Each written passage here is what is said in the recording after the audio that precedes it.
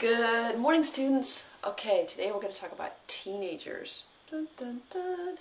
Many of you have teenagers or post-teenagers, so you know a lot about this time of life. Those of you who don't have teenagers were teenagers at one point, maybe still are teenagers for a few of you, so you might be able to have a lot of interest in this topic.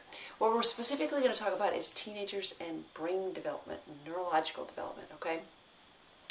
There's recent information that shows that there's certain parts of teenagers' brains that are growing at just tremendous rates. Okay, so I'm going to talk to you about 3 brain parts, okay? What's happening for teenage brains is that the corpus callosum, the part that connects the right hemisphere and the left hemisphere, is growing at incredible rates for teenagers, okay?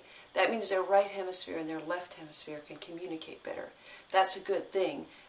We talk about it like the spatial part of our brain is the right hemisphere and the verbal part is the left hemisphere, but those are kind of an overgeneralization. But anyway, what it means is that teenagers, different parts of their brains, their right side and their left side, are better able to communicate.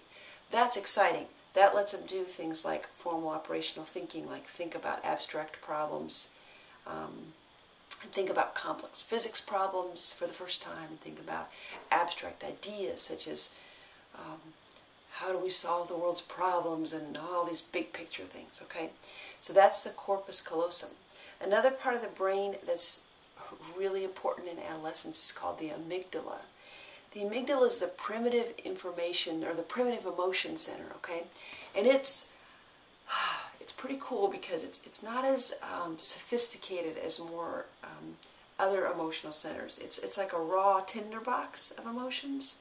Oh, does this relate? Do anybody have adolescents? Are you connecting with me on this?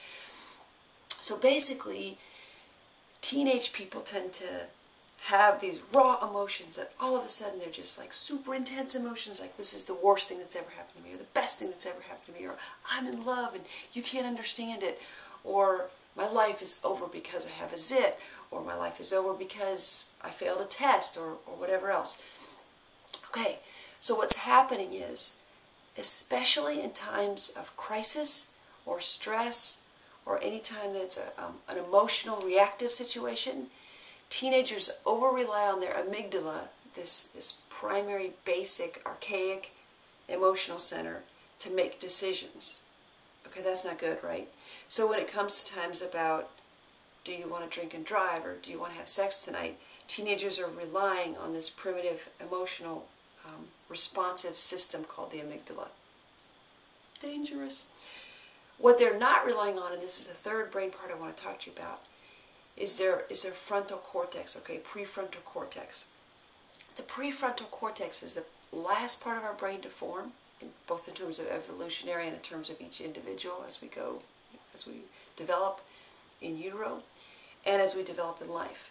It's the part of our brain that's responsible for executive planning, thinking, decision-making, wise decisions, critical analysis of things, the higher process, organizational, really making sense of stuff. It's the last part of our brains to develop, okay? So instead of relying on their prefrontal cortex as much as adults do, teens rely much more on their amygdala, especially in emotionally charged situations. That's what they rely on to make decisions, okay? Adults much more able to use their prefrontal cortex to make good decisions. Now, that all makes sense, right? So the new information is showing that what age do you think teenagers' brains are done cooking? Take a guess. 18, 19, 27, 42, 105? What the research is showing is that our brains are not fully formed and reliance on this prefrontal cortex until about age 25. 25! Now, here's what the poster I want you to think about. Given that information, I want you to think about, when should teenagers be able to drink? When should they be able to drive? When should they be able to join the army? When should they be able to get married? Okay, in a sense, the insurance people are the only people that have it right? They say people can't rent a car till they're 25. Okay, that makes sense. But we don't really probably believe that teenagers shouldn't be able to drive till they're 25. Or maybe you do. I don't know.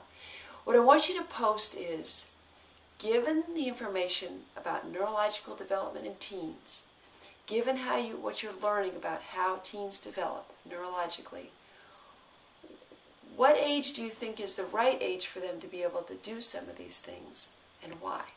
Okay, thank you very much. Bye.